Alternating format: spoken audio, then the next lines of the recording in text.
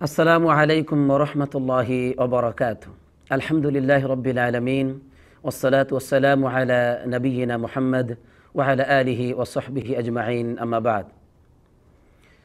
সকল প্রশংসা গুণগান একমাত্র আমাদের সেই রবের জন্য, যিনি ক্ষমাশীল। বান্দারা যত বড় গুনাহ করুক না কেন আর যত বেশি গুনাহ করুক না কেন, সকল গুনাহকে যিনি ক্ষমা করেন, ক্ষমা চাইলে যিনি ক্ষমা করেন, সেই রবের জন্যই হচ্ছে সকল প্রশংসা। আমরা সকলেই তার শেখানো ভাষায় শুকর আদায় করে বলছি আলহামদুলিল্লাহ।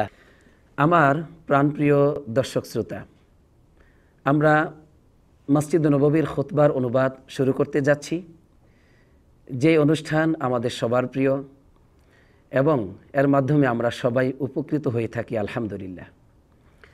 আজকের যেই খুতবাটি আমরা অনুবাদ করতে যাচ্ছি, আজকের খতিব হচ্ছেন ফজিলাতুশ শেখ আব্দুল বারী আস-সুবাইতি হাফিজাহুল্লাহ। যে বিষয়ে তিনি আজ খুতবাটি পেশ করেছেন তা হচ্ছে তওবাকারীদের জন্য সুসংবাদ। খুতবাটি খুবই গুরুত্বপূর্ণ, আমাদের সবার জন্য প্রয়োজন। কে রাজা কি প্রজা, কে ধনী আর কে দারিদ্র, সবার জন্যই এই খুতবাটির প্রয়োজন রয়েছে। আল্লাহ তাআলা আমাদের সবাইকে মন দিয়ে শোনার তৌফিক দান করুক এবং এর মাধ্যমে আমরা যেন সবাই শিক্ষা নিতে পারি, এর উপর জীবন যেন গঠন করতে পারি, সেই তৌফিক চেয়েই আজকের খুতবার অনুবাদ শুরু করতে যাচ্ছি। সম্মানিত খতিব সাহেব তিনি আমাদেরকে প্রথমে তাকওয়ার নসিহত করেছেন, বলেছেন তোমরা আল্লাহ তাআলাকে ভয় করো। এরপরে তিনি বলছেন যে রাসূলুল্লাহ সাল্লাল্লাহু আলাইহি ওয়াসাল্লামের আদর্শ হচ্ছে এমন একটি আদর্শ যা হচ্ছে কল্যাণের ঝর্ণা, যা হচ্ছে জীবনের প্রদীপ, জীবনের আলো। এবং নবীজি সাল্লাল্লাহু আলাইহি ওয়াসাল্লামের আদর্শ হচ্ছে এমন একটি সাথী, যেই সাথী আমার আপনার জীবনে যখন জীবন চলতে গিয়ে আমরা হুচট খাই, আমরা আমাদের পা পিচ্ছিল হয়ে যায়, আমরা হুচট খেয়ে ক্ষতিগ্রস্ত হয়ে যাই, অর্থাৎ আমরা যখন পাপ এবং গুনাহে লিপ্ত হয়ে যাই, জড়িত হয়ে যাই, ঠিক সেই মুহূর্তে রাসূলুল্লাহ সাল্লাল্লাহু আলাইহি ওয়াসাল্লামের আদর্শ আমাদের পার্শ্বে দাঁড়ায় আলহামদুলিল্লাহ। সম্মানিত খতিব সাহেব তিনি একটি চমৎকার হাদিস নিয়ে এসেছেন, যে হাদিসের মধ্যে আমাদের সবার জন্য রয়েছে সুসংবাদ। প্রতিটি পাপীর জন্য, প্রতিটি বান্দার জন্য রয়েছে সুসংবাদ আলহামদুলিল্লাহ। আল্লাহ রাসূল সাল্লাল্লাহু আলাইহি ওয়াসাল্লাম বলছেন, একজন বান্দা গুনাহে লিপ্ত হয়ে পড়ল আর এরপর বলল যে হে আমার রব, আমি তো গুনাহে লিপ্ত হয়ে পড়েছি, ফাগফিরলি, আপনি আমাকে ক্ষমা করে দিন। সুবহানাল্লাহ। এবার আল্লাহ রাব্বুল আলামিন বলছেন, আলিমা আবদি আন্না লাহু রাব্বান ইয়াগফিরুয যামবা ওয়া ইয়াখুযু বিহি। আমার বান্দা কি জানে তার একজন রব রয়েছে, যেই রব তাকে ক্ষমাও করতে পারেন, আবার তাকে আযাব দিতে পারেন, শাস্তিও দিতে পারেন। আমার বান্দা কি এটা জানে? এরপরে আল্লাহ তাআলা বলেন, গফারতু লি আবদি, আমার বান্দাকে আমি ক্ষমা করে দিলাম। সুবহানাল্লাহ। বান্দা গুনাহ করার পর যেহেতু তার রবের কাছে ক্ষমা চেয়েছে, এজন্য আমি বান্দাকে ক্ষমা করে দিলাম। সুবহানাল্লাহ। এরপর এই বান্দা আরও কিছুদিন এভাবে চলতে থাকে, আল্লাহ তাআলা যতদিন চান। এরপর আবার সে কোনো একটি গুনাহে লিপ্ত হয়ে যায়, আবার গুনাহ থেকে ফিরে এসেই আল্লাহ তাআলার কাছে আবার ক্ষমা চায়, বলে রব্বুল আলামিন আমি তো গুনাহে লিপ্ত হয়ে গেছে আরেকটি অপরাধে, সুতরাং তুমি আমার গুনাহকে ক্ষমা করে দাও। আর আল্লাহ তাআলা এবারও বলতে থাকেন, আলিমা আবদি আন্না লাহু রাব্বান ইয়াগফিরুয যামবা ওয়া ইয়াখুযু বিহি। আমার বান্দাকে জানে যে তার একজন রব রয়েছে, যেই রব তাকে ক্ষমাও করতে পারেন, আবার আযাবও দিতে পারেন। এরপর আমি আমার বান্দাকে ক্ষমাই করে দেই। সুবহানাল্লাহ। এই হলো দ্বিতীয়বার। এই বান্দাটি আবার কিছুদিন অবস্থান করতে থাকে, পরে হঠাৎ আবার গুনাহে লিপ্ত হয়ে যায়। আর গুনাহে লিপ্ত হওয়ার পর আবার বলে, রব্বি আযনাবতু আখর, হে আমার রব, আমি তো আবার গুনাহ করে ফেলেছি, ফাগফিরহু লি, তুমি আমাকে ক্ষমা করে দাও। এবার আল্লাহ তাআলা আবার বলছেন তৃতীয়বার, আলিমা আবদি আন্না লাহু রাব্বান ইয়াগফিরুয যামবা ওয়া ইয়াখুযু বিহি। আমার বান্দা কি জানে তার একজন রব রয়েছে, যেই রব তাকে ক্ষমাও করতে পারেন, আবার তাকে আযাবও দিতে পারেন। আমার বান্দা কি সেটা জানে? গফারতু লি আবদি সালাসান, আমি আমার বান্দাকে ক্ষমা করে দিলাম, আমি আমার বান্দাকে ক্ষমা করে দিলাম, আমি আমার বান্দাকে ক্ষমা করে দিলাম। সুবহানাল্লাহ। তিনবার এই কথাটি আল্লাহ তাআলা বলে থাকেন। এবার আল্লাহ তাআলা বলছেন ফালইআমাল মা শাআ, বান্দা যেমন ইচ্ছা তেমন করুক, কাজ করুক। তো এই যে হাদিসটি আমরা অনুবাদ শুনলাম, যা বুখারীর ৭৫৭৭ নম্বর হাদিসে এসেছে, এই হাদিসের ব্যাখ্যা এত সুন্দর করে ইমাম সাহেব করেছেন। প্রত্যেকটি হাদিসের পাঠের তিনি চমৎকার আর অন্যান্য হাদিসগুলো দিয়েও তিনি ব্যাখ্যা করেছেন, যা শুনলে আমাদের কাছে এই হাদিসের ভাষ্যটি, নবী করিম সাল্লাল্লাহু আলাইহি সাল্লাম এই হাদিস দ্বারা তার উম্মতকে সেই ১৪০০ বছর আগে তিনি কি মেসেজ দিয়েছিলেন, যে মেসেজ কিয়ামত পর্যন্ত এই উম্মতের জন্য পথ নির্দেশিকা থাকবে, তাদের জীবন চলার পথ হিসেবে, পাথি হিসেবে কাজ করবে, কি আছে এই হাদিসটার মধ্যে, সেই ব্যাখ্যাটি ইমাম সাহেব তিনি খুব স্পষ্টভাবে করেছেন। আমরা ধৈর্য সহকারে মন দিয়ে শুনব। আমার প্রাণপ্রিয় দর্শক শ্রোতা, সম্মানিত খতিব সাহেব বলছেন যে এই হাদিসের মধ্যে একজন মানুষের অবস্থা বর্ণনা করা হয়েছে, যে বান্দা গুনাহের সাথে জীবনযাপন করে, আর এই গুনাহগারদের চরিত্র কিভাবে উন্নত করা যায় ইসলাম সেই ব্যাপারে পথ নির্দেশিকা দেখিয়েছে। এবং আল্লাহ তাআলার যে প্রশস্ত রহমত, সীমাহীন অনুগ্রহ, দয়া, মায়া, মমতা যে বান্দার উপর আল্লাহ তাআলার, এটাই এই হাদিসের মধ্যে প্রকাশ পেয়েছে। এবার সম্মানিত খতিব সাহেব বলছেন যে হাদিসের মধ্যে রাসূলুল্লাহ সাল্লাল্লাহু আলাইহি ওয়াসাল্লাম বলেছেন, ইন্না আবদান আসাবা যামবান, একজন বান্দা সে গুনাহ করল। এই শব্দ দ্বারা ইসলাম আমাদেরকে বলছে যে একজন মানুষের মানবাত্মার প্রকৃত অবস্থা কি। মানুষের প্রকৃত অবস্থা হচ্ছে সে গুনাহে লিপ্ত হয়, সে পাপে লিপ্ত হয়, জীবন চলতে গিয়ে সে হুচট খায়, কখনো ভুলে যায় গুনাহ করা উচিত নয়, কখনো সংশয় সন্দেহের মধ্যে লিপ্ত হয়ে গুনাহ করে ফেলে, আবার কখনো সে কামনা বাসনা প্রবৃত্তির কামনার অনুসরণ করে উত্তেজনা অবস্থায় সে গুনাহে লিপ্ত হয়ে যায়, আবার কখনো শয়তানের কুমন্ত্রণা এবং পথভ্রষ্টতায় সে গুনাহে লিপ্ত হয়ে যায়। এভাবে সে জীবন চলতে গিয়ে তার গুনাহ হতেই পারে। এটা হচ্ছে মানুষের সত্যিকার অবস্থা, আসল রূপ, যা রাসূলুল্লাহ সাল্লাল্লাহু আলাইহি ওয়াসাল্লামের হাদিসের এই প্রথম বাণীতেই তিনি একথা বলে দিলেন যে মানুষ মানেই তার গুনাহ আছে, সে গুনাহে লিপ্ত হয়ে যায় জীবন চলতে গিয়ে। এবার আল্লাহ রাসূল সাল্লাল্লাহু আলাইহি ওয়াসাল্লাম বলছেন যে ইন্না ইবলিস ক্বালা লিরাব্বিহি আযজা ওয়া জাল্লা, ইবলিস তার রবকে বলে, ওয়া ইজ্জাতিক ওয়া জালালিক, আল্লাহ তোমার ইজ্জতের কসম, তোমার সম্মান মর্যাদার কসম, বনি আদমের ভিতরে যতক্ষণ পর্যন্ত রূহ রয়েছে, আত্মা রয়েছে, ঠিক ততক্ষণ পর্যন্ত আমি তাকে ধোঁকা দিতেই থাকব, আমি তাকে পাপ করাতেই থাকব। নাউজুবিল্লাহ, কি কঠিন কথা। শয়তান এ কথা আল্লাহ রাব্বুল আলামিনকে বলেছে। এবার আল্লাহ রাব্বুল আলামিন তার কথায়, শয়তানের কথায় কি জবাব দিয়েছেন শুনুন। আল্লাহ রাব্বুল আলামিন বলছেন, ফাবিইজ্জাতি ওয়া জালালি লা আবরাহু আগফিরু লাহুম মাস্তাগফিরুনি, আমার ইজ্জতের কসম, আমার সম্মান মর্যাদার কসম, আমার বান্দারা আমার কাছে যতক্ষণ পর্যন্ত ক্ষমা চাইতে থাকবে, আমার কাছে ক্ষমা চাইতে থাকবে, ততক্ষণ আমি আল্লাহ রাব্বুল আলামিন তাদেরকে ক্ষমা করতেই থাকবো, ক্ষমা করতেই থাকবো। সুবহানাল্লাহি ওয়া বিহামদিহি সুবহানাল্লাহিল আযীম। আল্লাহ তাআলা কেমন ক্ষমাশীল, কেমন দয়ালু আমাদের রব তার বান্দার উপর। সুবহানাল্লাহ। হাদিসটি মুসনাদে আহমদের ১১,২৪৪ নম্বর হাদিসের মধ্যে এসেছে। এরপর হাদিসের মধ্যে এসেছে বান্দা গুনাহ করার পর আমরা জানলাম বান্দাদের আসল অবস্থা হলো বান্দারা গুনাহে লিপ্ত হয়ে যায় জীবন চলতে গিয়ে। হাদিসের মধ্যে আরও এসেছে রব্বি আযনাবতু, গুনাহ করার পর বান্দা বলল, হে আল্লাহ আমি তো গুনাহ করে ফেলেছি। এই যে গুনাহের স্বীকৃতি মানুষটি, ওই গোলামটি দিল। সম্মানিত খতিব সাহেব বলছেন, একজন বান্দা তার গুনাহের স্বীকৃতি দেওয়া, এটা হচ্ছে তার জন্য একটি বীরত্বের বিষয়। সুবহানাল্লাহ। এবং সেই সাথে সে যে নম্র, সে যে ভদ্র, সে যে বিনয় আল্লাহর কাছে, সেটাও কিন্তু একটি পরিচয়। সে যখন গুনাহের স্বীকৃতি দেয়, সেই সাথে একজন বান্দার পবিত্রতার এবং পরিশুদ্ধতার সর্বপ্রথম স্টেশন হচ্ছে একজন বান্দা সে তার রবের কাছে গুনাহের স্বীকৃতি দেয়। এজন্য আল্লাহ রাব্বুল আলামিন প্রশংসা করেছেন এক শ্রেণীর মানুষের, যারা মদিনায় ছিলেন, যা সূরা তাওবার ১০২ নম্বর আয়াতের মধ্যে এসেছে।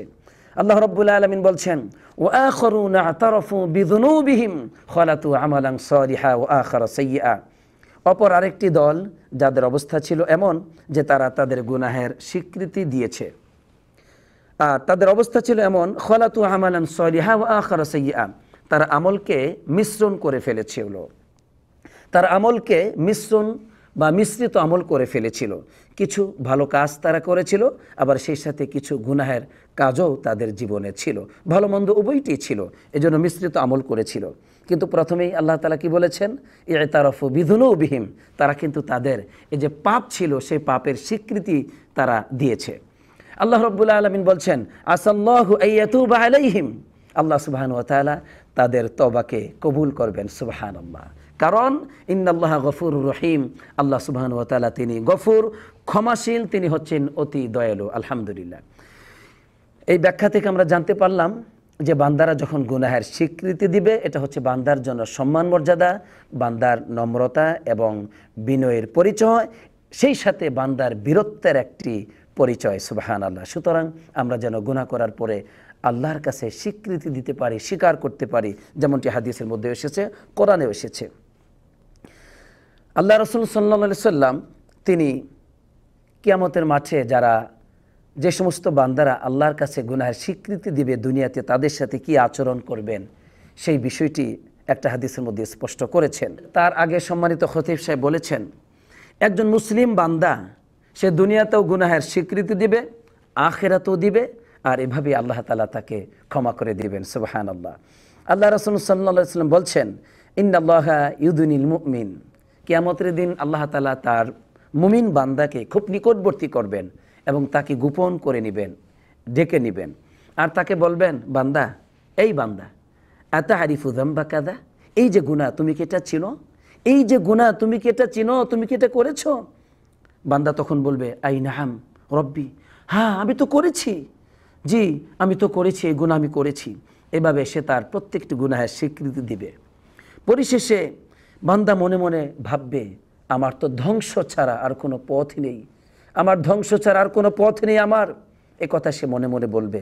তখন আল্লাহ তাআলা বলবেন, বান্দারে, সাতারতুহা আলাইকা ফিদ দুনিয়া ওয়া আন আগফিরুহা লাকাল ইয়াউম, হে আমার বান্দা, দুনিয়াতে আমি তোমার গুনাহকে গোপন করেছিলাম, আজ আমি তোমার গুনাহকে ক্ষমা করে দিলাম, সুবহানাল্লাহি ওয়া বিহামদিহি সুবহানাল্লাহিল আযীম। এরপর আল্লাহ তাআলা বান্দাকে তার সৎ কাজের আমলনামা দিবেন, ওই আমলনামায় ওই দফতরে কোনো গুনাহ থাকবে না, সুবহানাল্লাহি ওয়া বিহামদিহি সুবহানাল্লাহিল আযীম। হাদিসটি বুখারীর 2441 নম্বর হাদিস। আমার প্রিয় বন্ধুগণ, এই গুনার স্বীকৃতির কিন্তু সময় আছে, যদি সময় চলে যায় তখন যদি এই পাপের স্বীকৃতি আমরা আমাদের রবের কাছে দেই তখন কিন্তু কোনো লাভ হবে না, বরং আযাবে পাপে নিপতিত হবে। যেমন জাহান্নামীরা জাহান্নামে তাদের পাপের বিষয়টি তারা স্বীকৃতি দিবে, যেমনটি আল্লাহ রাব্বুল আলামিন সূরাতুল মুলকের 11 নম্বর আয়াতের মধ্যে বলেছেন, ফাআতারফু বিযামবিহিম, তারা তাদের গুনাহের স্বীকৃতি দিবে, তখন ফাসুহকাল লিআসহাবিস সাঈর, ধ্বংস জাহান্নামের অধিবাসীদের জন্য, নাউজুবিল্লাহ, ধ্বংস, অভিশাপ জাহান্নামীদের বা জাহান্নামের অধিবাসীদের জন্য, নাউজুবিল্লাহ। তাহলে দেখুন, জাহান্নামের ভিতরে প্রবেশ করে তখন তারা তাদের গুনাহের স্বীকৃতি দিবে, সেদিন কোনো লাভ হবে না, সময় চলে গেছে, এই সময় ছিল দুনিয়াতে দেওয়ার। আল্লাহ তাআলা আমাদের সবাইকে আল্লাহর কাছে পাপের স্বীকৃতি দেওয়ার তৌফিক দান করুক, আল্লাহর দিকে ফিরে যাওয়ার তৌফিক দান করুক, আমিন। এবার সম্মানিত খতিব সাহেব বলছেন যে ইসলাম আমাদের উদ্বুদ্ধ করেছে আমরা যেন পাপের স্বীকৃতি দেই, তবে আল্লাহ রাব্বুল আলামিন যেই গুনাহ আমরা করার পর আল্লাহ নিজে গোপন রেখেছেন সেই গুনাহের বিষয়টি তা যেন আমরা মানুষের কাছে প্রকাশ না করি। কারণ গুনাহ করার পর যখন আল্লাহ তাআলা আমার আপনার গুনাহকে প্রকাশ করে দেননি, সেই গুনাহকে মানুষের কাছে প্রকাশ করা, বর্ণনা করা, এটা কিন্তু মস্ত বড় একটি অপরাধ, নাউজুবিল্লাহ। তারা কিয়ামতের মাঠে ক্ষমা থেকে বঞ্চিত হবে। রাসূলুল্লাহ সাল্লাল্লাহু আলাইহি ওয়াসাল্লাম বলেছেন, কুল্লু উম্মতি মুআফা ইল্লাল মুজাহিরিন, আমার প্রতিটি উম্মত ক্ষমা পাবে, তবে তারা মোটেও ক্ষমা পাবে না যারা গুনাহ করার পর প্রকাশ করে দেয়। যেমন একজন বান্দা রাত্রিবেলা গুনাহ করার পরে আল্লাহ তাআলা তার এই গুনাহকে প্রকাশ করেননি, গোপন রেখেছেন, কিন্তু এ বান্দা সকাল করার পরে সে তখন মানুষকে বলছে, ইয়া ফুলান, হ্যাঁ শোনো, অমুক আমি তো রাত্রিবেলা এই গুনাহ করেছি, এই পাপ করেছি, এই করেছি, নাউজুবিল্লাহ।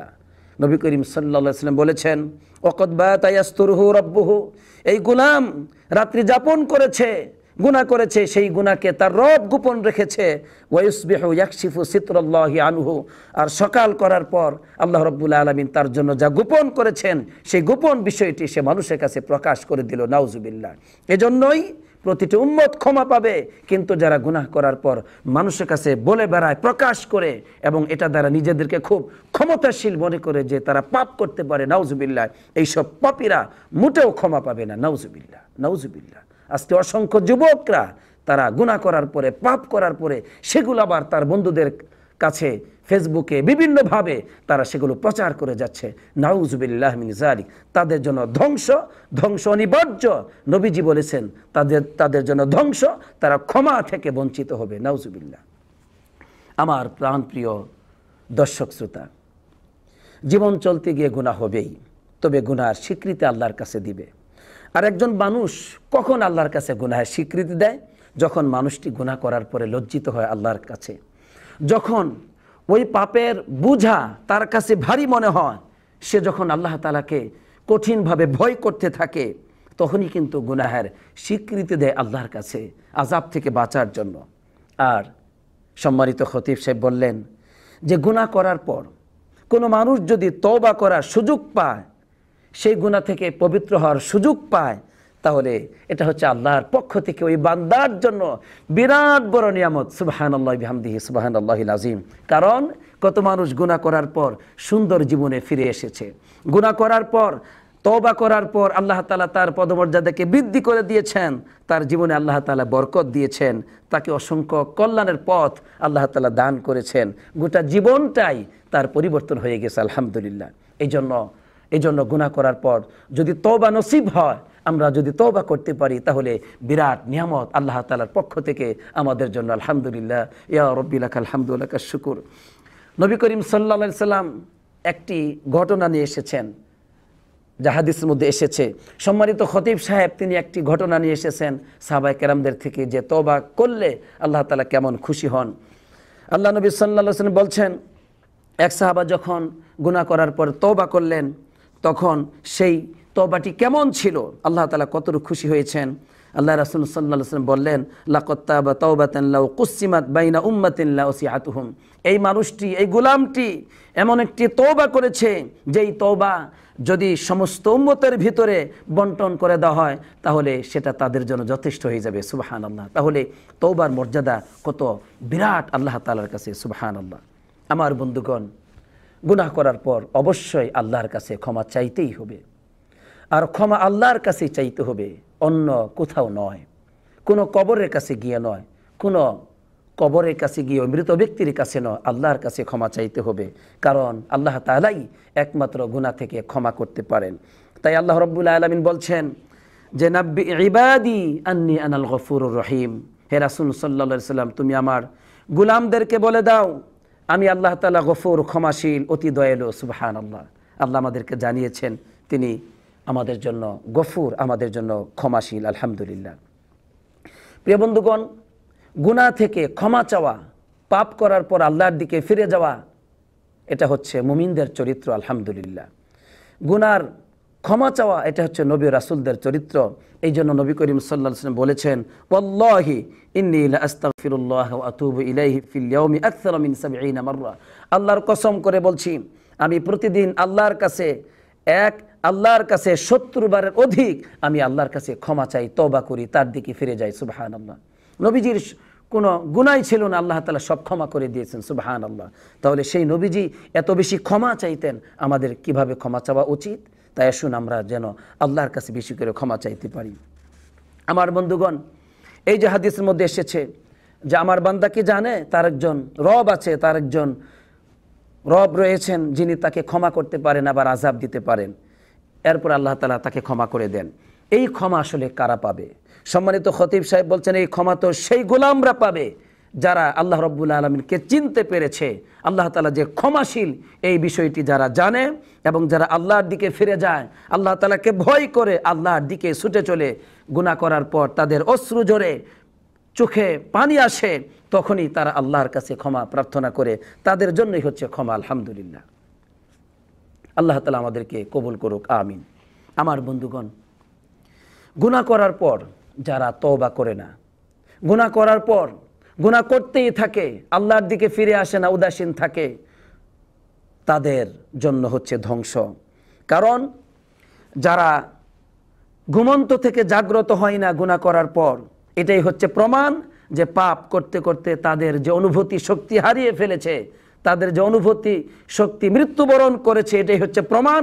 একটি মানুষ গুনাহ করার পর বসে থাকে, আল্লাহর কাছে ক্ষমা চায় না, অথচ আল্লাহ রাব্বুল আলামিন বলেছেন, আফালা ইয়াতুবুনা ইলাল্লাহি ওয়া ইস্তাগফিরুনা, তারা কি আল্লাহর দিকে ফিরে যাবে না? তারা কি আল্লাহর কাছে ক্ষমা প্রার্থনা করবে না?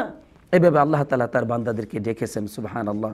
আমার বন্ধুগণ, হাদিসের মধ্যে অপর আরেকটি শব্দ যে এসেছে যে আমি আমার বান্দাদেরকে 3 বার ক্ষমা করে দিলাম, আমি আমার বান্দাদেরকে গফারতু লি আবদি সালাসান, আমি আমার বান্দাদেরকে ক্ষমা করে দিলাম, আমি আমার বান্দাকে ক্ষমা করে দিলাম, আমি আমার বান্দাকে ক্ষমা করে দিলাম। বান্দা যেমন আমল ইচ্ছা করুক। এর অর্থ কি এইটাই যে আমরা শুধু গুনাহ করব, আমাদেরকে আল্লাহ তাআলা অনুমতি দিয়েছেন আমরা শুধু পাপ করব? না, এটা কিন্তু হাদিসের অর্থ নয়, এরকমটি ভুল বোঝা যাবে না। বরং এখানে উদ্দেশ্য হচ্ছে যে যখন একজন মানুষ গুনাহ করার পর আবার আল্লাহ তাআলা তাকে তওবা করার সুযোগ দেন, তওবা নসিব হয়, একজন বান্দা গুনাহ করার পরে সাথে সাথে আল্লাহর দিকে ফিরে যায়, আল্লাহর দিকে ছুটে চলে ক্ষমা চায়, এই ব্যক্তির জন্য আল্লাহ রাব্বুল আলামিন ক্ষমা করে দিবেন। কারণ একজন মানুষ যখন তওবা করে তখন তার অতীতের সব গুনাহগুলিকে আল্লাহ তাআলা ক্ষমা করে দেন। আলহামদুলিল্লাহ, এটা এখানে বোঝানো হয়েছে যে যখন বান্দা গুনাহ করার পর আবার তওবা করতে পারে, এই গুনাহ তার জন্য কোনো ধ্বংসের কারণ হবে না, এই গুনাহ তার জন্য দুনিয়াতে আখিরাতে আযাবের কারণ হবে না, বরং আল্লাহ তাআলা তাকে সাহায্য করবেন, ক্ষমা করে দিবেন। আলহামদুলিল্লাহ। তবে একটা বিষয় জানতে হবে, আমি আপনি যে গুনাহ করেছি সেটা কিন্তু ইয়াকিন, এটা বাস্তব, এটা সত্য, কিন্তু আমাদের তওবা যে ক্ষমা করে দিয়েছেন, আমাদের গুনাহগুলো যে আল্লাহ ক্ষমা করে দিয়েছেন, তওবা যে কবুল হয়েছে, এটা কি ইয়াকিন আছে? আমরা কি জানি? জানি না। অনেক সময় এমন হতে পারে একজন বান্দা তওবা করার সুযোগ পায় না, এভাবে তওবাবিহীন মারা যায়, নাউজুবিল্লাহ। এই জন্য গুনাহকে এত হালকা মনে করা উচিত নয়, বরং গুনাহ থেকে সবসময় আমাকে আপনাকে সতর্ক থাকতে হবে। আবার যখন গুনাহ হয়ে যাবে তখন আমরা যেন আবার হতাশাগ্রস্ত না হয়ে যাই, সেই বিষয়টিও আমাকে আপনাকে লক্ষ্য রাখতে হবে। সুতরাং গুনাহকে আমরা কখনো তুচ্ছ জ্ঞান করব না, আবার গুনাহ হয়ে গেলে কখনো আমরা হতাশাগ্রস্ত হয়ে যাব না যে আমরা এখন ক্ষমা চাইলে পরে ক্ষমা হবে না। না, আপনার জীবনের যত বড় গুনাহ হোক, যত বেশি গুনাহ হোক না কেন, আকাশচুম্বী গুনাহ হতে পারে, আল্লাহ সুবহানাহু ওয়া তাআলা তিনি গফুর, সব ক্ষমা করে দিবেন বলে ওয়াদা দিয়েছেন। আল্লাহ রাব্বুল আলামিন বলছেন, হে রাসূল, আপনি আমার গোলামদেরকে বলে দিন, ইয়া ইবাদিয়াল্লাযীনা আসরাফু আলা আনফুসিহিম লা তাকনাতু মির রাহমাতিল্লাহ, হে আমার বান্দারা, তোমরা যারা নিজেদের উপর অতিরঞ্জিত করেছো, জুলুম করেছো, লা তাকনাতু মির রাহমাতিল্লাহ, তোমরা আমার রহমত থেকে নিরাশ হয়ে যেও না। ইন্নাল্লাহা ইয়াগফিরুয যুনুবা জামিআ, আল্লাহ তাআলা বান্দাদের সব গুনাহগুলিকে ক্ষমা করে দিবেন। সুবহানাল্লাহ। ছোট বড়, প্রকাশ্যে অপ্রকাশ্যে যত গুনাহ হয়েছে সব আল্লাহ ক্ষমা করে দিবেন, এই ওয়াদা আল্লাহ তাআলা দিয়েছেন। কুফুরের গুনাহ, শিরিকের গুনাহ, যত কবিরা গুনাহ আছে, জিনা ব্যভিচারের গুনাহ, মানুষকে হত্যা করার গুনাহ, যত গুনাহ আছে সব আল্লাহ তাআলা ক্ষমা করবেন বলে এই ওয়াদা দিয়েছেন। সুতরাং আল্লাহ তাআলা আমাদেরকে গুনাহ থেকে হেফাজত করুক, এবং যদি গুনাহ হয়ে যায় আমরা যেন আল্লাহর দিকে ফিরে যেতে পারি, সেই তৌফিক আল্লাহ তাআলা আমাদেরকে দান করুক, আমিন। এখানে প্রথম খুতবাটি শেষ। দ্বিতীয় খুতবায় সম্মানিত খতিব সাহেব তিনি খুব সংক্ষিপ্তভাবে একটি পয়েন্ট বলেছেন, তা হচ্ছে যে আল্লাহ রাব্বুল আলামিনের অনেক বড় দয়া, অনুগ্রহ এবং সহনশীলতা বান্দাদের উপর হচ্ছে এই, বান্দারা যখন গুনাহ করে ফেলে তখন তাদেরকে তিনি সাথে সাথে আযাব দেন না, বরং তাদেরকে সুযোগ দেন, কিছুটা বিলম্ব করেন, যাতে করে বান্দারা আল্লাহর দিকে ফিরে যায়, আল্লাহর কাছে তওবা করে।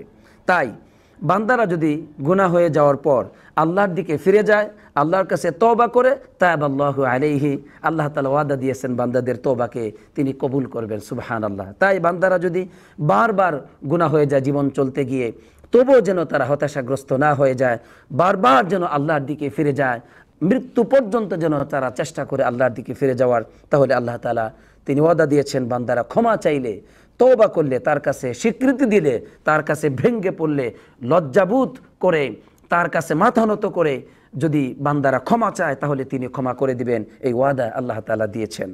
সকালে গুনাহ হয়ে গেছে, সন্ধ্যা হওয়ার আগেই যেন ক্ষমা চাই, রাতে গুনাহ হয়েছে সকাল হওয়ার আগেই যেন আমি ক্ষমা চাই।